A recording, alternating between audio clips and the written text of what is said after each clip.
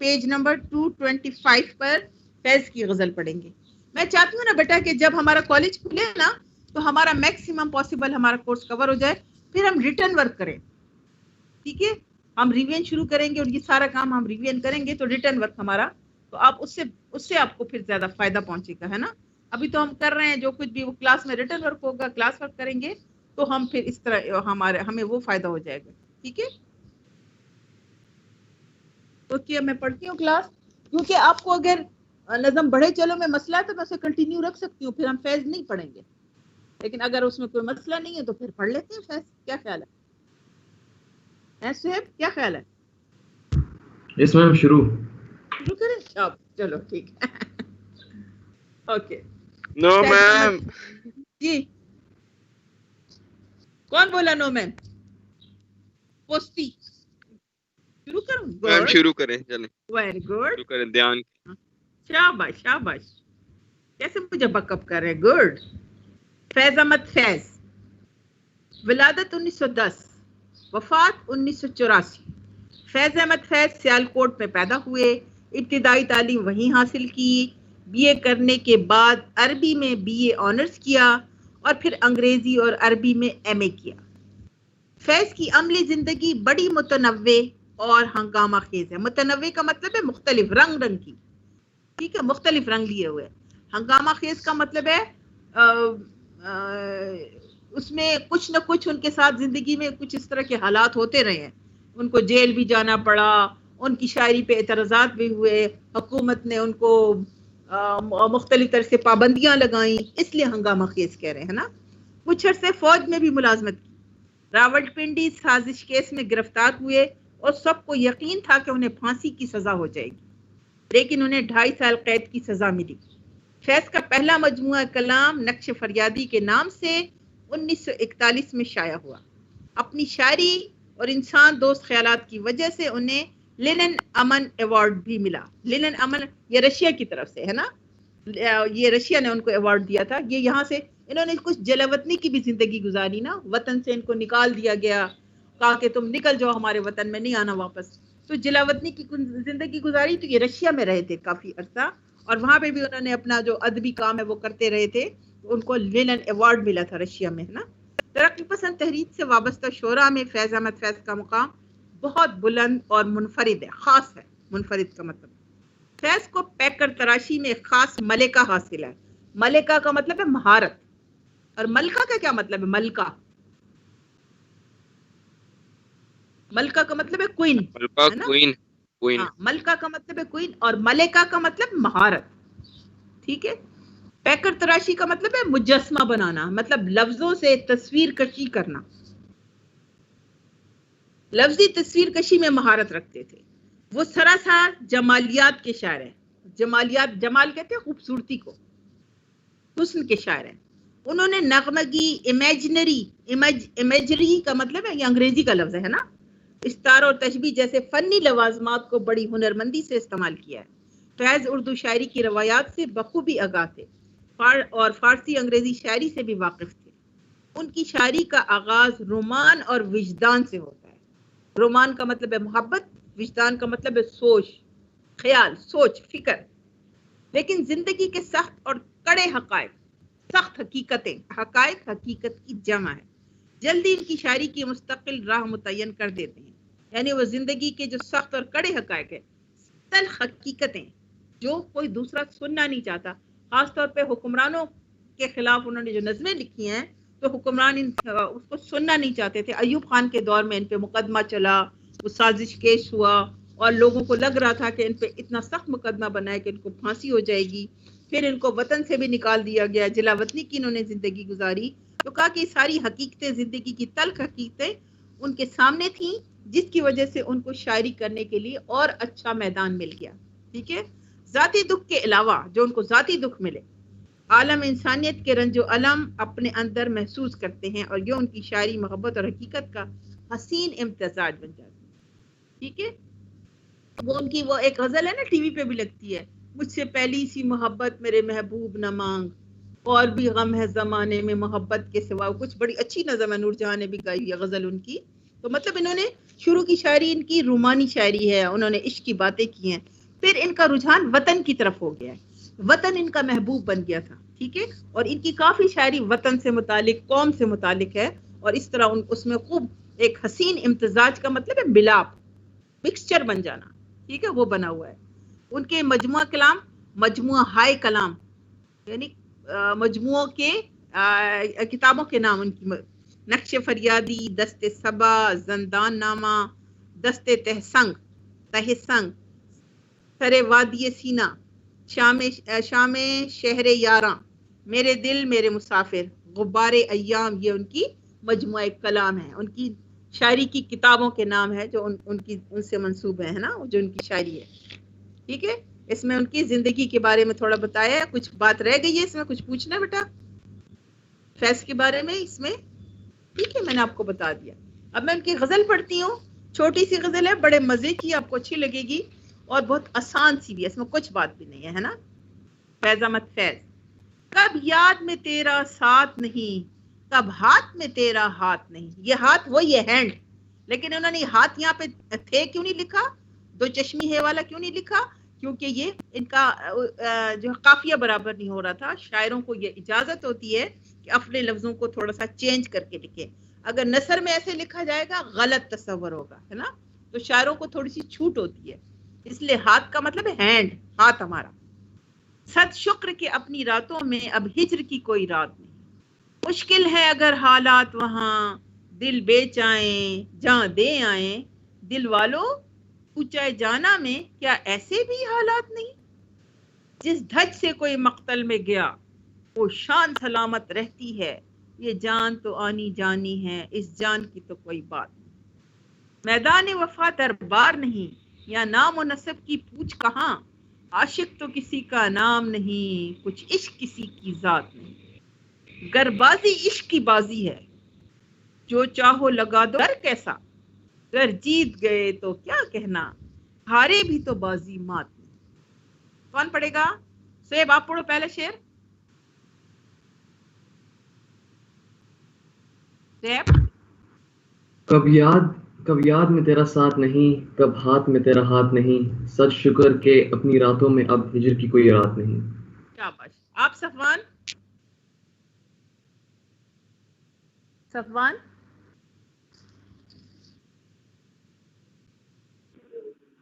یس میم. دوسرا شعر. جی. مشکل ہے اگر حالات وہاں، دل بیچ آئیں جاں بیچ آئیں. دل والوں جہاں دے کوچے جان دل جہاں والوں. بیچ آئیں. دل والوں کوچے جانا میں کیا ایسے بھی حالات نہیں. مشکل ہے اگر حالات دل بیچ آئیں جہاں دے آئیں. دے آئیں ہونا چاہیے، ہے نا. میم بیچ آئیں لکھا ہوا ہے یہاں پہ. ہاں لیکن یہ میرے خیال سے غلطی ہے، پرنٹنگ کی غلطی ہے.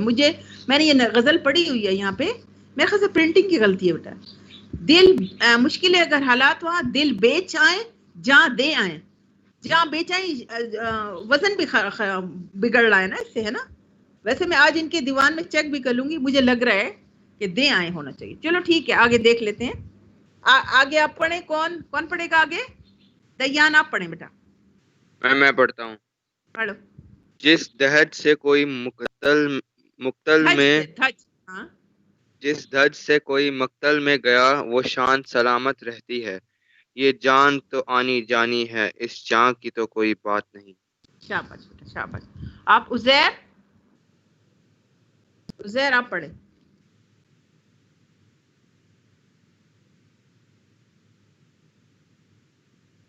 احسن.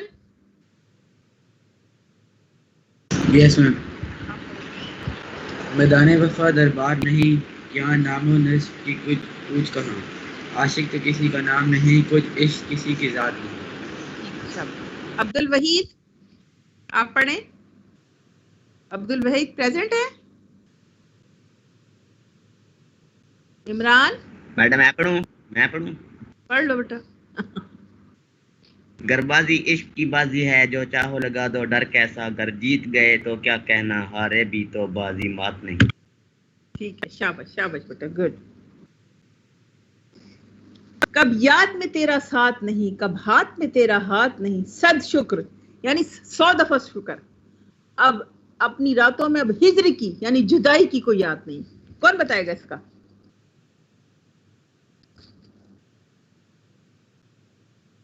کون بتائے گا؟ دانش آپ بتاؤ گے؟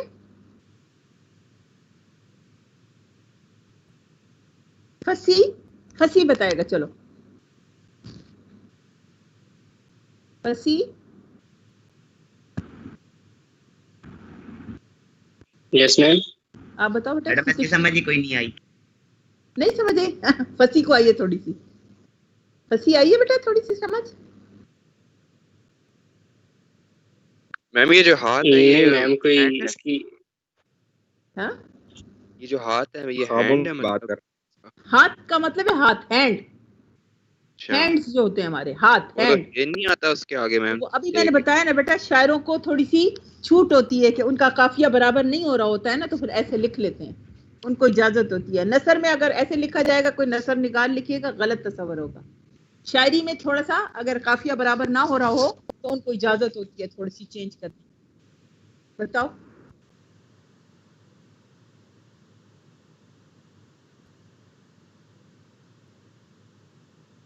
ہوں ہوں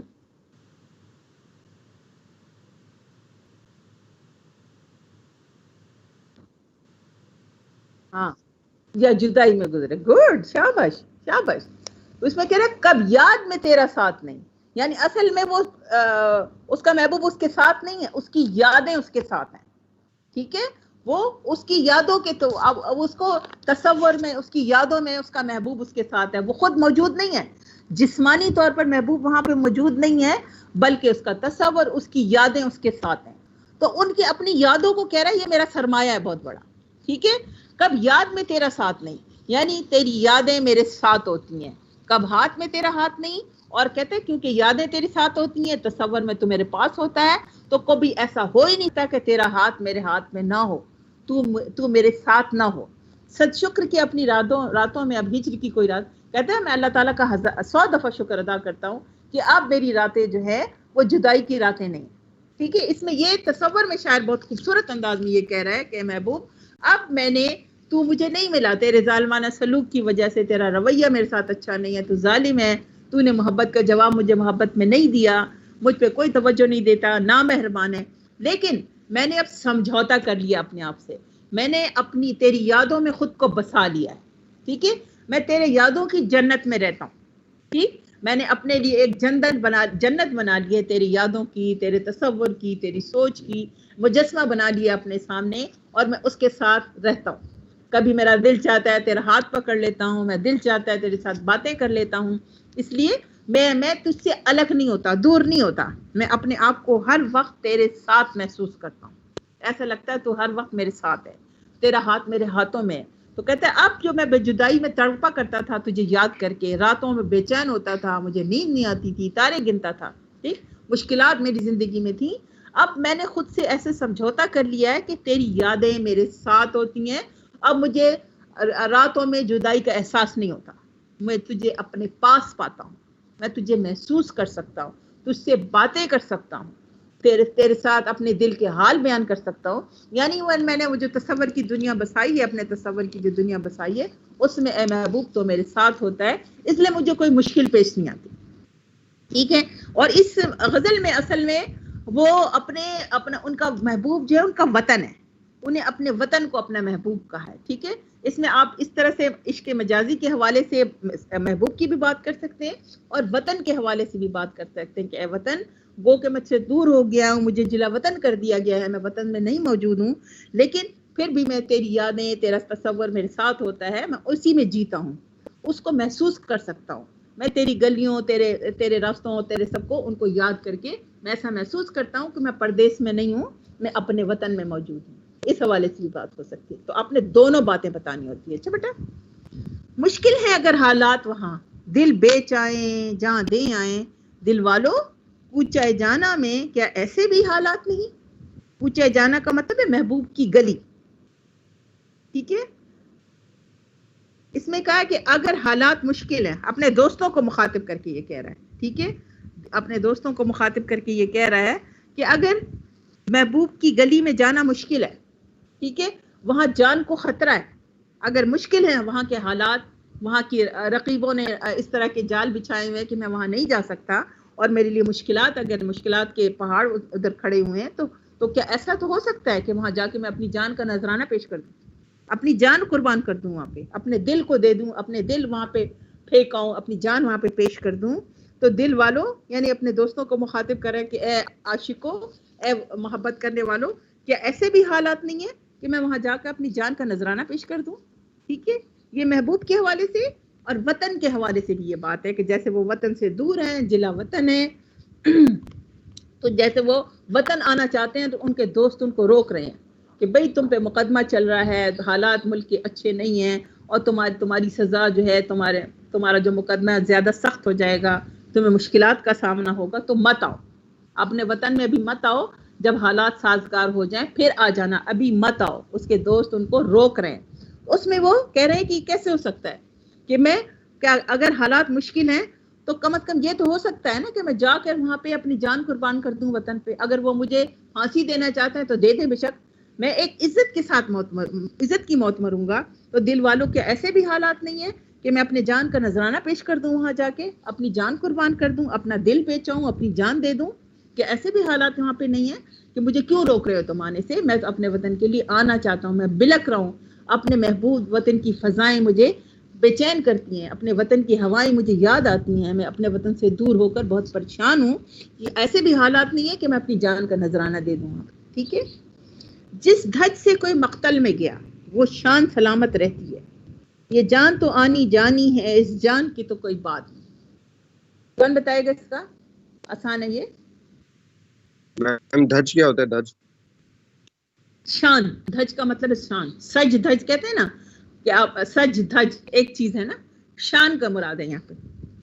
مقتل قتل ہونے کی جگہ جہاں پہ خون بہایا جائے، جہاں پہ خون کا نذرانہ دیا جائے۔ ہاں کون بتائے گا؟ میم میں بتا دیتا ہوں۔ بتائیں۔ میم اس میں شعر کہہ رہا ہے کہ میں جس شان و شوکت کے ساتھ اپنے ملک میں گیا، بے شک میرا وہاں پہ قتل ہو جائے تو بے شک میری جان نہ رہے لیکن میری شان سلامت رہے گی۔ یہ جان تو آنی جانی ہے، مطلب کہ یہ جان تو چلی جاتی ہے، اس جان کی تو کوئی بات ہی نہیں ہے، جان تو میرے لیے اپنے وطن کے لیے دینا کوئی مشکل کام نہیں ہے۔ ٹھیک ہے، شاباش بیٹا، شاباش۔ کیا جس دھج سے کوئی مقتل میں گیا وہ شان سلامت رہتی ہے، کہتا ہے جس شان کے ساتھ، جس فخر کے ساتھ، جس طرح سر اٹھا کر کوئی اپنی جان قربان کرنے کے لیے جب چلا جاتا ہے مقتل میں، قتل گاہ میں، تو اس کا چاہے وہ قتل ہو جائے کچھ بھی ہے، اس کی وہ شان جو ہے ہمیشہ زندہ رہتی ہے۔ جیسے دیکھیں مختلف ادوار میں وہ دیکھیں آپ، حضرت امام حسین کا ہی دیکھ لیں، ٹھیک ہے، وہ جس شان سے انہیں پتا تھا انہوں نے قتل ہو جانا ہے، وہ انہیں نہیں بچنا ہے، لیکن جس دھج کے ساتھ وہ مقتل میں گئے، ٹھیک ہے، ان کی شان آج تک سلامت ہے۔ اور پھر یہی بتا رہے کہ جو جس شان کے ساتھ، اب پھر غزوہ بدر میں دیکھ لیں کہ 313 لوگ ہیں اور ادھر دشمن کا کتنا بڑا لشکر ہے، لیکن مسلمان کس دھج کے ساتھ، کس شان سے اس قتل گاہ میں، میدان جنگ میں کودے۔ اس طرح کی بہت سی مثالیں ہماری زندگی میں ہیں، ٹھیک ہے جی۔ چل رہے دے ممتاز قادری کو، تو یہ پھر بات ہو جاتی ہے، ٹھیک ہے، ممتاز قادری کو رہنے دو تم، اس میں ڈالنا۔ ابھی میرے ذہن میں کچھ اور بھی تھا، دیکھو اور کیا تھا، ایک اور جیسے حضرت ابراہیم علیہ السلام کو دیکھ لو، وہ مقتل میں گئے نا، آگ میں ڈالا گیا ان کو، ٹھیک ہے، لیکن وہ شان کے ساتھ گئے، سر اٹھا کر، انہیں کوئی ڈر خوف نہیں تھا، وہ ہلکے ہلکے نہیں چل رہے تھے، ڈر کے مارے، خوف کے مارے ان کے قدم رک نہیں رہے تھے، وہ شان کے ساتھ گئے پڑے۔ تو کہا کہ جس دھج سے کوئی مقتل کی طرف جاتا ہے، ٹھیک ہے، اپنی جان کا نذرانہ دینے کے لیے جس شان و شوکت کے ساتھ آگے بڑھتا ہے، اس کی وہ شان جو ہے ہمیشہ تاریخ کے صفحات پر امر ہو جاتی ہے، تاریخ کے صفحات پر ان کا نام سنہری حروف سے لکھا جاتا ہے، اس کی شان ہمیشہ سلامت رہتی ہے۔ تو اس لیے کہا کہ جس دھج سے، جس شان کے ساتھ، جس طرح فخر سے سر اٹھا کر، جس طرح ہمت اور حوصلے کے ساتھ کوئی اپنے جان کا نذرانہ پیش کرنے جاتا ہے، اس کی شان وہ ہمیشہ زندہ رہتی ہے، دنیا اسے کبھی نہیں بھولتی، اس کا نام ہمیشہ زندہ رہتا ہے۔ اور پھر کہتے ہیں یہ زندگی کا کیا ہے؟ یہ زندگی تو آنے جانے والی چیز ہے، ٹھیک ہے، اس جان کی تو کوئی مجھے بات نہیں، اس کی کوئی پرواہ نہیں ہے، ٹھیک ہے، آخر کار ایک دن مرنا ہے تو کیوں نہ عزت کے ساتھ مرا جائے، ٹھیک ہے، گمنامی کی نو موت سے عزت کی موت مرنا زیادہ اچھی بات ہے۔ تو کہتے ہیں کہ یہ جان تو اس جان کی کوئی پرواہ نہیں ہے، آج نہیں تو کل ہم نے اپنی زندگی موت کے حوالے کرنی ہے، کل نفس ذائقۃ الموت، ٹھیک ہے، سب نے موت کا ذائقہ چکھنا ہے، جب ایک دن مرنا ہی ہے تو کیوں نہ شان کے ساتھ مرا جائے، عزت کے ساتھ مرا جائے، سر اٹھا کر فخر کے ساتھ قتل گاہ کی طرف جا کر مرا جائے۔ تو کہتا ہے کہ یہ اس حوالے سے یہ بات کرنے ہیں، جس میں ہم وطن کی بھی بات کر سکتے ہیں، محبوب کے حوالے سے بھی بات کر سکتے ہیں، ٹھیک ہے، کہ اگر وہاں پہ مشکل حالات ہیں تو میں اپنی شان کو تو کلام رہتی ہے نا، جس دھج سے کوئی مقتل میں گیا، تو اس حوالے سے بھی بات ہو رہی ہے، ٹھیک ہے۔ میدان وفا دربار نہیں، میدان وفا سے مراد ہے عشق کا میدان، ٹھیک ہے، عشق کا میدان، جو نام و نسب یعنی حسب نفسد، خاندان کا پوچھنا، کس خاندان سے تعلق رکھتے ہو، کہاں سے آئے ہو، یہ والی۔ عاشق کسی کا نام نہیں، کچھ عشق کسی کی ذات نہیں، کون بتائے گا اس کا؟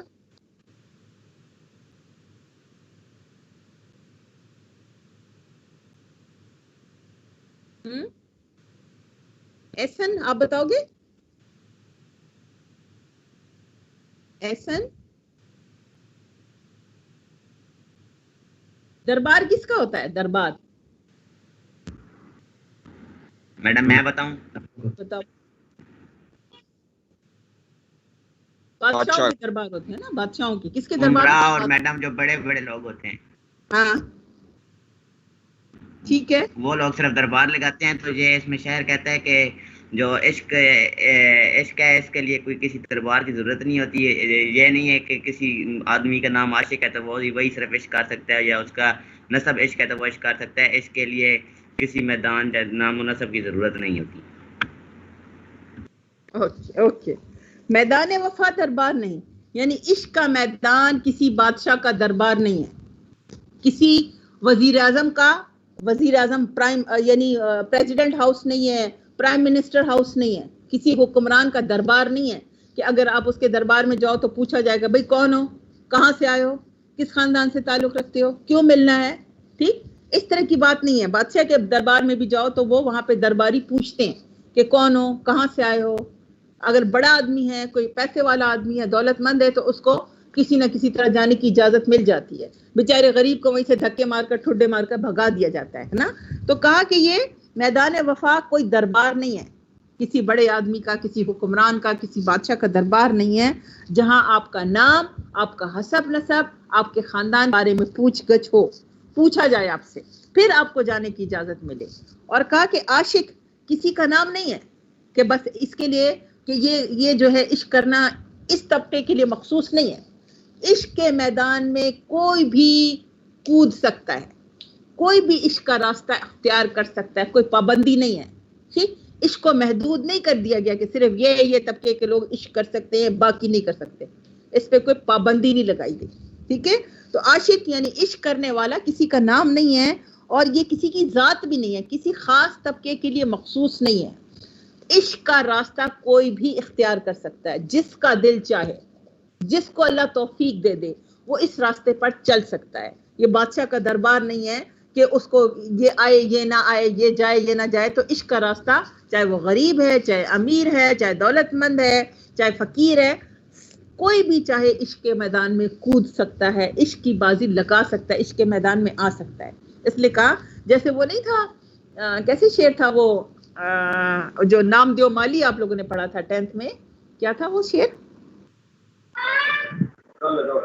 کیا قیس ہو کوہکن ہے کوئی حالی، قیس ہو کوہکن کے حالی، عاشقی کچھ کسی کی ذات نہیں ہے نا۔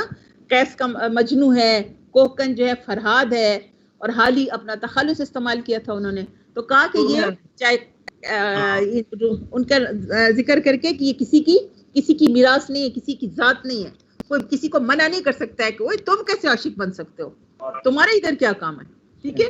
یہ کوئی بھی اس میدان میں پوچھ سکتا ہے۔ تو کہا کہ عشق کا راستے پہ چلنے کی کوئی پابندی نہیں ہے، یہ بادشاہ کا دربار نہیں ہے کہ اس سے پوچھا جائے کہ بھائی تم آؤ تم مت آؤ، اس لیے کہا کہ یہ کوئی بھی اس میدان میں کود سکتا ہے.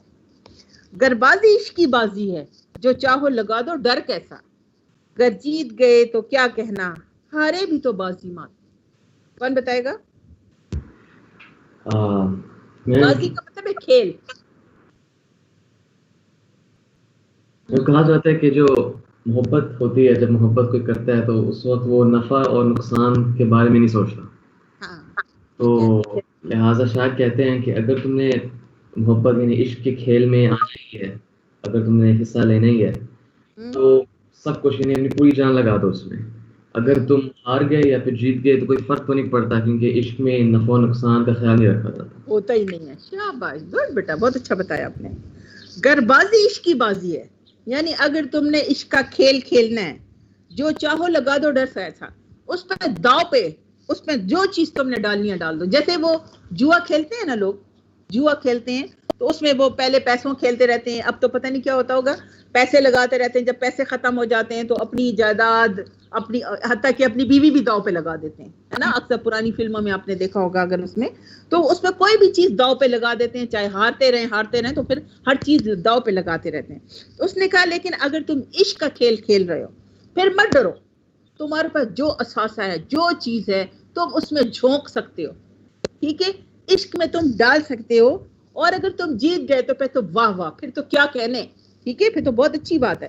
اور اگر ہار بھی گئے تو عشق میں ہارنا بھی عاشق کی شان ہے. ٹھیک ہے، وہ اپنے محبوب کی خاطر کچھ بھی کر سکتا ہے. اس میں عشق میں نفع نقصان نہیں دیکھا جاتا. ٹھیک ہے، جیسے حضرت ابراہیم نے عشق کی بازی لگائی، آگ میں کود گئے تھے تو کہا کہ انہوں نے اپنی جان، اپنا داؤ پہ اپنی جان لگا دی. اور اگر انہوں نے وہ دیکھیں، لیکن اگر اللہ تعالیٰ نے ان کی آگ کو گلزار بنا دیا تو کہا کہ جب تم عشق کا کھیل کھیلو، ٹھیک ہے، عشق کے راستے پر چلو. عشق لڑکا لڑکی کا عشق نہیں ہوتا. ٹھیک ہے، انسان عشق اللہ سے ہوتا ہے، اپنے پیشے سے ہوتا ہے، اپنے ماں باپ سے ہوتا ہے، اپنے بہن بھائیوں سے ہوتا ہے. عشق ہے، محبت کی انتہا ہم عشق کہتے ہیں. ایکسٹریم محبت کی جو ایکسٹریم بلندی ہے وہ عشق کہلاتی ہے. ٹھیک ہے، تو انہوں نے کہا کہ اگر تم اور اپنے پیشے سے، اپنی منزل سے، اپنے کیریئر سے، اپنی منزل پہ پہنچنے سے یہ عشق ہے. کہتے ہیں اگر تم عشق کا کھیل کھیلنا چاہتے ہو تو ڈرنے کی ضرورت نہیں ہے. ٹھیک ہے، خوف زدہ ہونے کی ضرورت نہیں ہے کہ میں پتہ نہیں ہاروں گا کہ جیتوں گا. ٹھیک ہے، تو کہا کہ اس میں جو داؤ پہ تم لگانا چاہتے ہو لگا دو. اگر تم جیت گئے پھر تو کیا کہنا ہے، پھر تو تمہاری واہ واہ ہو جائے گی کہ واہ، اس نے اپنے عاشق کا دل، اپنے محبوب کا دل جیت لیا. ٹھیک، اور اس نے بہت بڑا کارنامہ انجام دیا اس عاشق نے.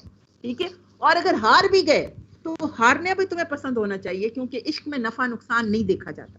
ٹھیک ہے، ہارنا بھی جیت کے برابر ہے، کیونکہ محبوب کی خاطر وہ کچھ بھی کر سکتا ہے. ہار اور جیت اس کے لیے برابر ہے، دونوں برابر ہے.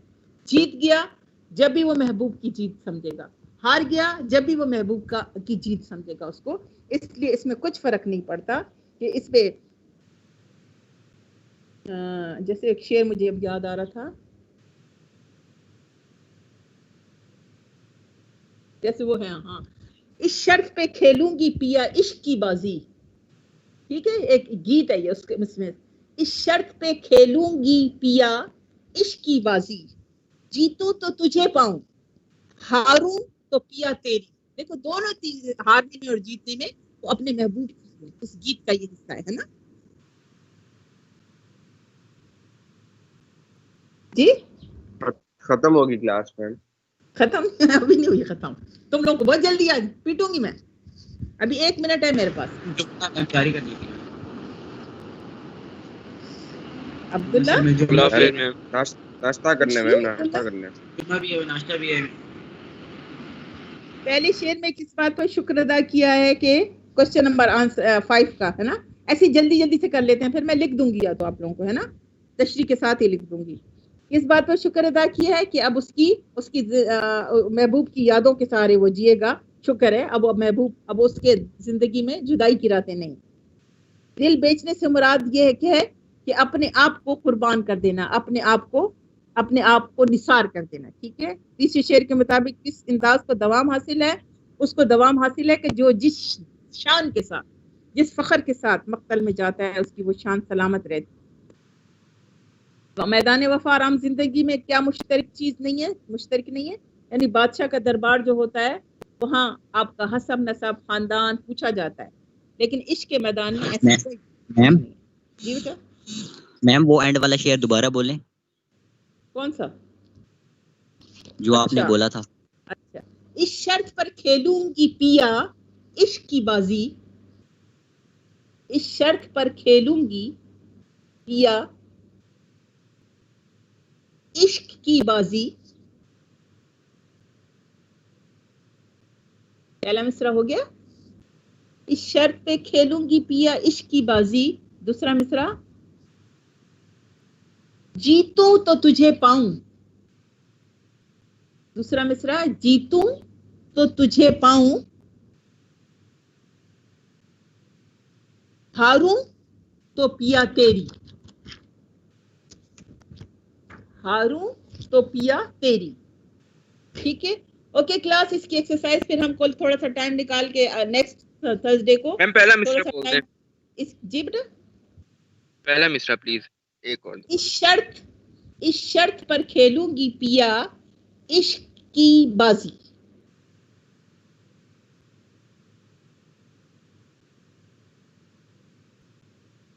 اس شرط پر کھیلوں گی پیا عشق کی بازی. دوسرا مصرع، جیتوں تو تجھے اوکے میم، پاؤں، ہاروں تو پیا تیری. ٹھیک ہے کلاس، اوکے ٹائم ہو گیا بیٹا، اپنا بہت خیال رکھیے گا. ٹھیک ہے، اپنا